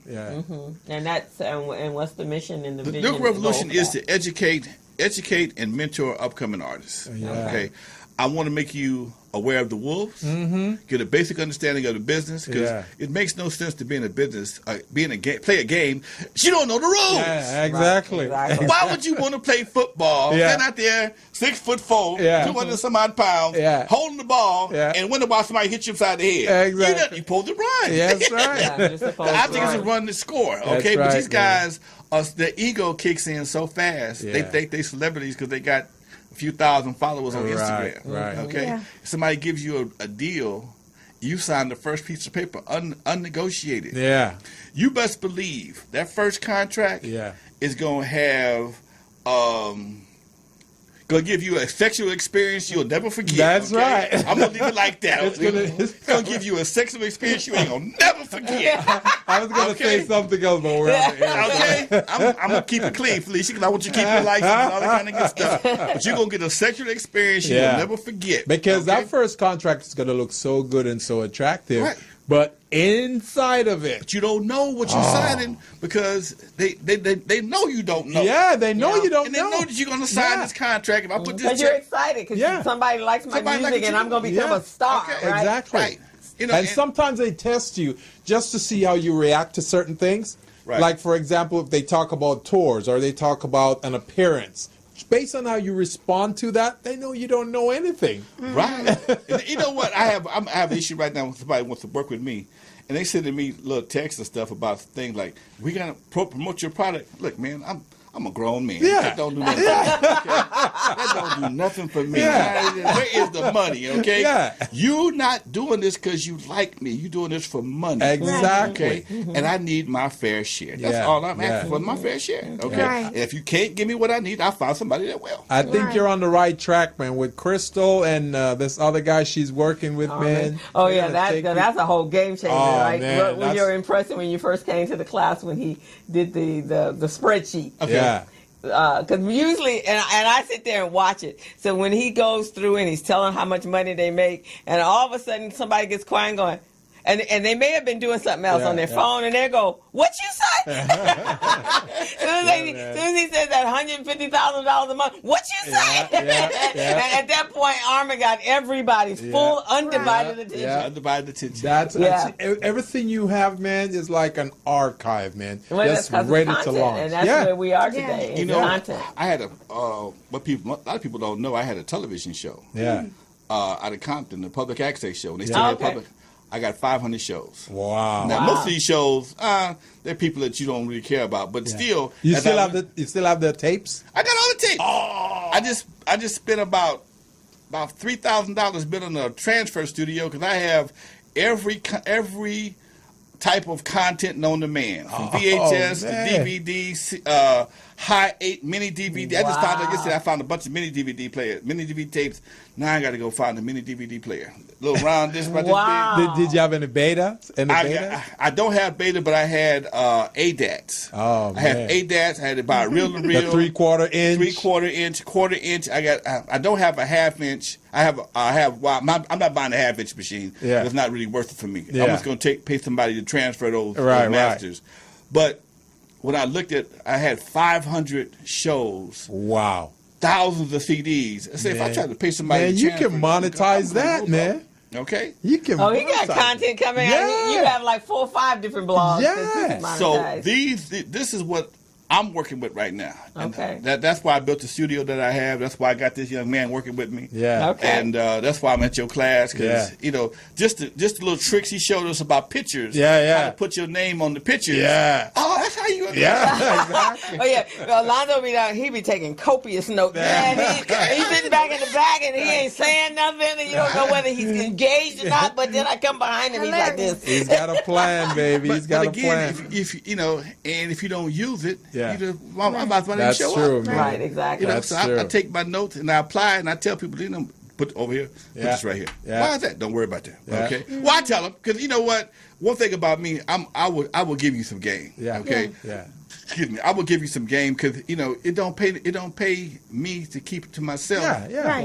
Yeah. If we all successful, maybe we can do something collective. That's what I'm talking about.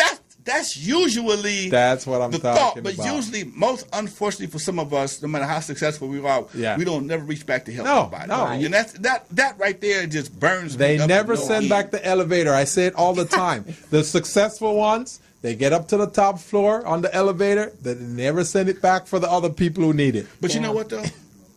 Here's the crazy part. Sometimes the people that send the elevator back ain't the one that took it. Oh, okay. Yeah. I tell this story sometimes. I had Club Hall of Fame. Yeah. Hollywood Park Casino. Yeah.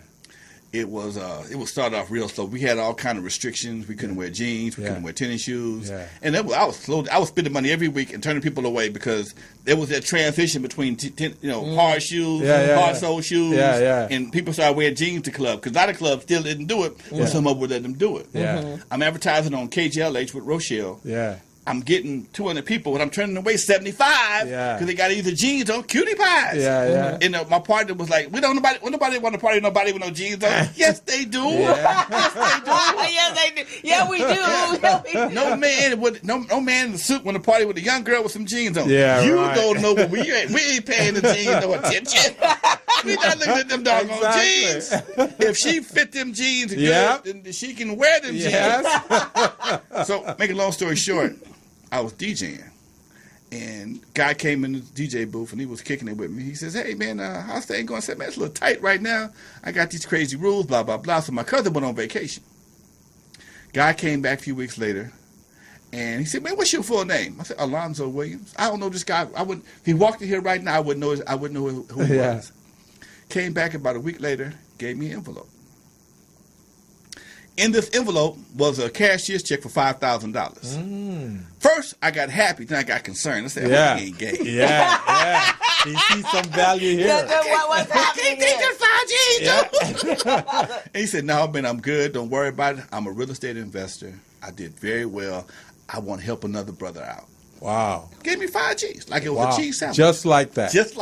Didn't ask you for it, didn't hint around that I wanted it. He just saw me, said, "Man, you got a good thing here. I think if I, made a little investment in it, I think you can make it happen." And sure enough, that's what turned it around. Wow. Yeah, that's when we started doing the Kevin Nash birthday bash. Yeah. Oh, okay. And I remember. Okay. Kevin Nash birthday bash, and that just turned the whole club around. So let me ask you this. That club that she had there at the casino, Hollywood, did you also have those reggae shows also? I know that was on the 6th floor. I was on the 5th floor. Because those guys will bring in a lot. They were flying a lot of reggae artists, international reggae artists. Big things. And I used to go there, man. I'm going, man, I want a piece of this gig. They were doing big things on the 6th floor, so they had that big fight. Yeah. Oh yeah. That BS don't mix. I've been out of the casino for 11 years, so it had to be in 2007. Yeah. Okay. Yeah, I think I went to it one time, and then right after that, I think. And that really was what turned all the clubs. I mean, we literally, and I feel sorry for young people growing up because they really have no place to go. Of that. Because me and my girlfriends, we partied we had a ball. And that's when you had your dating service. Yeah, my dating service at that time. You was a madam? No. Yes, she was. When did you stop partying? You should say that next time.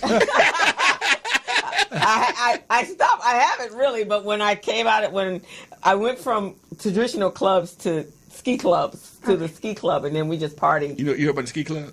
Yeah. That's something else. No, I learned to ski and I hung out. But when they started, bunny. Actually, I'm better than somebody. I'm an advanced skier. I taught people how to do it, and raced and did the whole thing. So so I've skied all over the country. But when it changed, I want to say there was no longer clubs, and I think the last spots that we started trying to hang out was Fridays in Ladera, and that everybody was doing that about 4 or 5 years ago, and then it got young. You used to hang out on Fridays? I hung out everywhere. I used to go to one night. I never forget this long. She learned a whole new side of me. one night, I'm kind of a messed up cat. Yeah. Okay, because when it comes to hip hop, I'm the Godfather. Yeah. But when it comes to some things, I'm the kid. Yeah, okay? yeah. I'm the youngster. Even my age, I could be a kid. Which is good. Certain Strikes circles, a good right? balance. So we was off one Friday at the club. We was doing something. I was off on Friday. So I went to Fridays in Rodney-O. I mean, in Ladera. Everybody got on tennis shoes and white T-shirts. Mm-hmm. This ain't my crowd. Mm-hmm. Well, it changed. There's no crowd. You have no crowd now. And that's why we stopped. That's why my girlfriend and I stopped going. Okay. You cannot find, if you just want to go listen to some music, you got to search high and low. But wait a minute. Hold on. Let me finish the story. I grew across the street to the townhouse, right? Oh, yeah. I go to the townhouse. The access van pulled up with the oxygen tank and the walkers. I ain't going to be here either. I ain't going to be here. I'm not ready for this. And you were going to go in the back room. Oh, the back room was where the club was. They got the scuba tanks and they got the walkers. But not in the back room. I didn't get that far. Yeah, in the back room. In the front was the bar part. When the access van pulled up, I got to go. Well, no, the real access van goes to La Louisiana. And you have live music, and that's really, truly the only place you can go to listen to live black music. But I'm a grown man that like to dance. You can't dance at La Louisiana. La Louisiana? You can't dance at La Louisiana. No, you can can't. sit there and bob your head and drink. Yeah. So the only place you can go is to the back room in the townhouse. But look how far we've come. Yeah. How far I know. Because I'm a DJ. Yeah. I enjoy dancing. When I'm not DJing, I enjoy dancing. Okay. Yeah. Huh? But I don't want to be worried about getting jumped on when I'm dancing. That's right. Yeah. When I'm doing my two-step, I want to feel comfortable. That's right. Because I'm cool. That's okay? right. I mean, my girl, that's what I only went out to dance. That's why I went to all the clubs. So there's no place didn't to go drink. right now. I just went and partied all night, danced all night long. And now we don't have a place to do The that. hottest spots in the city now is like the Regency West on Tuesday nights. Oh, yeah. Oh, really? Yeah. Right, Tuesday. Oh, and Is that Crenshaw Taco Live? Yeah. Huh? Crenshaw Live. Crenshaw Live. Okay. Yeah, Crenshaw Live. But here's what I heard.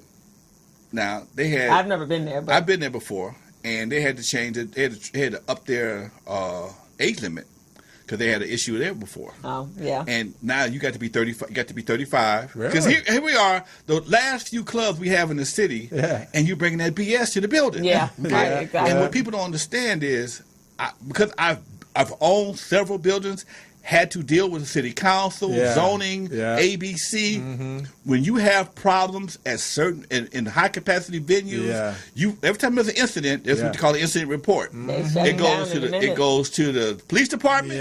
It goes to fire department. Mm-hmm. It goes to the city council. Yeah. So when you have a problem, you have too many problems. You get called the cops too many times. It could be something as serious as reporting the cell phone being stolen. Okay.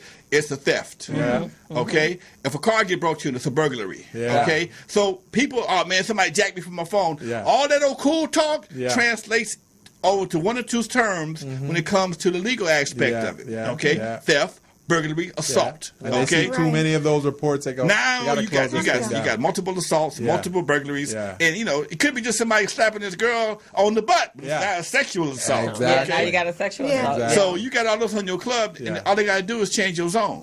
But Roland is still doing First Fridays. Farther, no, yeah. Yeah, so that's really the only spot you can go. I've never been to Roland First Fridays. Oh, it's fun. I've never been So there where before. do you go right now? I was for me. I was going to work every Friday and Saturday, but now this is like my second weekend. Last weekend I was in Sacramento on a music panel. This is like my second weekend not having anything to do. The first weekend I was out of the club. I shot to Vegas. Okay. Then the weekend after that I was at home, but this last weekend I was in Sacramento. This is the second weekend. I don't have anything planned per se. So I'm probably going to get my butt in trouble. Anyway. And next Friday would be First Friday. I'm not quite sure where they are. I think they're... Townhouse. Regency West. Regency, oh, okay. I think it's Regency West. Then that's where they are. On Friday? Yeah. First Friday. That will be next Friday. Yeah. They'll do their thing. Because they were out in the marina. Right. And then they've migrated around. And then they get the valley. And now, being a black club owner, we good... You got to understand this. A lot of times when you see us in venues, high-end venues, they're right before they sell it. Yeah. because they give us a Tuesday night, or Wednesday night, or Thursday night to pump up the books. Yeah. With us, you get an extra 30, 40 grand a month. Yeah, yeah. Okay? Because we're going to support that Hollywood, that Beverly Hills venue, and once they get the books built up, they sell it to somebody else. They ain't checking for you no more. Then that facility, you're lucky if you get there for 6 months. And that's why I never understood why Roland and all his crew never got together to actually buy a building. Yeah. And there was a number of real estate agents within it. Mark Gaspard, that's what he does. Okay. But I guess them all coming together to put their monies together, but that would have made sense because then he wouldn't be rolling all over the place. But you got to understand that the next problem is black folks are very fickle when it comes to clubs. They are. They will jump from club to club. And just like we talked about earlier, you know, at 1 minute the townhouse is hot, next minute something else is hot, something else is hot, and you sitting there with bills, hot or not, you still got bills. But Felipe, because he went with the younger crowd. Felipe was up in Hollywood. He was at East of Eden. East of Eden. And so he's still doing what he's doing, but he's no longer with. I mean, his age group grows down, so now he's still with the young hip crowd up in Hollywood. So Felipe is still, and Greg, they're still doing their thing. Yeah, they're still doing their. So they've probably been in business doing their promoting thing as long as. I stopped promoting dances. I started doing Male Exotic shows. Yeah, that's how I do. That's how I made my money. Yeah, really? That's big too. That's what you do now. That's what I just stopped doing. Oh, when you say we were working. I was doing. That's my job. My club was a Male Exotic club. I did. Really? Yeah. Yeah. What was the name of it? Boom Boom Room. You've been there before. No, I haven't had no. Jesus built a fence. So devil built the door, doggone it. We've got about 4 minutes left in the hour. So, Lonzo, you want to tell the audience exactly how they can get a hold of you, you know, how they can get a hold of your merchandise, your services, that type of thing? I'm available, Real Lonzo, N.W.A, Lonzo Williams on Instagram, my Facebook. My Facebook, nobody does Facebook. My website is lonzowilliams.com. You can find me anywhere. I got a bat signal, lonzowilliams.com. Just walk about you? Do you have a YouTube channel? Where Lonzo at? Do you have a YouTube channel? Where Lonzo right here. Yeah, whatever is that. Yeah, this is great, man. It's definitely an honor for me thank you. I appreciate to meet you. Because first, I didn't know who you were and what you did, and listening to what you did, man. I wish I had met you many years back because thank you, Zach. I appreciate that. Yeah, I think we could have done some stuff together. It ain't never too late. We still got a heartbeat, right? That's true, man. You still breathing. He's still looking for talent. I have a lot of songs on YouTube right now. Okay. And I'm not even being paid for those songs. You got songs on YouTube? Oh yeah, there's songs out there that I'm not being paid for. But you know, let's talk because I think you're shy. Actually, I gave you an opportunity to sing for the man. One of the things that I'm working on right now, I'm getting songs placed in movies and television shows. See, that's what I'm talking about right there. That's what I'm talking about. There are companies that are looking for inexpensive product license because once you start to get into the hits, you're talking about $200,000-$300,000. Yes. Okay, but if you can get something that fits this, it sounds like this time frame, and you only need $4,000-$5,000, they'll give it to you. Okay, let's just talk. did it the other day. Some stuff for you. A song I had never licensed before in my life. Yeah. But they needed something from the 84. And I'm like, okay, well, cool. I got something 84-ish. Yes. 84-ish. 84-ish. On that whole collection of CDs and VHS. Yeah, that's why I don't throw stuff away. That's what I'm talking about. And even if you don't have it, you can recreate it with that genre. But see, if you own the publishing, and the masters, you can negotiate. Yeah. Okay? Yeah. That's where the trick comes in at. And this is where these guys have to understand you have to control your product. This is an intellectual property. Yeah. Like real estate. Yeah. You have to control that copyright. Exactly. You control that copyright, you in position to make yourself some money. That's what I'm talking about, man. We've been listening to the amazing Lonzo, man. This is just phenomenal, and I'm just so excited to meet this gentleman. Yeah. And I can't wait for us to meet again. Thank you for coming. Thank you for having me. Yeah. I appreciate I'll see you at Digital. I wasn't here Wednesday, but I'll be back this Wednesday. Okay. Yeah. Love it. I was in studio time. I was in the studio trying to get ready. Well, we knew you were not too far away, but you know our information is just sitting there waiting for folks to come back. For sure. We had a good time. So we got maybe 2 seconds for you to tell that. Well, I'm just going to say this real briefly. Next week we'll probably delve into it. This is a breaking news notification right here. It was just all over the television. Linda McMahon Mann. They call her McMahon, but it's Mahan. She just quit the Trump administration. She's the executive director for the Small Business Administration. Oh, she got that other lady that was Wrestling. really nice. Yeah. The Hispanic lady that... no. That's the one before her. Right. So she came in. He pushed her out. He pushed her out and bring this one in because it's his friend. Okay. This one is one of his campaign supporters. Okay. So the reason she's quitting is so she can go join his campaign for 2020. Now, she's been in the organization for over 2 years. I haven't heard one thing she's done for small business. You see what I'm saying? Yeah. You've been doing whatever you do for so long, right? And the last 2 years, you've done a lot for small business. Yeah. People know it. People don't even know you, but they hear what you're doing. She's got the money string, the purse string, and it hasn't done anything. So we'll talk about this next week. Okay. Talk about how because there'll be so many other breaking news between now and next week. I'm telling you. So, who knows what will happen with the SBA? Tomorrow I'm going to be at the Ontario Inn Hotel off the 15 and the 10 freeway. I'm going to be the keynote speaker for an organization called EA. EA is a Latina-based organization, and they're having their first anniversary, gala. Okay. And it's going to be great. We're going to teach those small businesses how to become contract ready, and I'm just excited about it. And I'm speaking tomorrow at the Black Writers on Tour. I'll be there. You'll be there, so I'll see you there. That's what I'm talking about. And so I got that. And then April 6th, I'm speaking at the Coalition of 100 Black Women. Don is speaking at... I'm speaking at Your Beautiful Inside and Out, also at What's on Your Plate on the 6th. And I'll be with Crystal tomorrow because I am an author and I am black. But I'm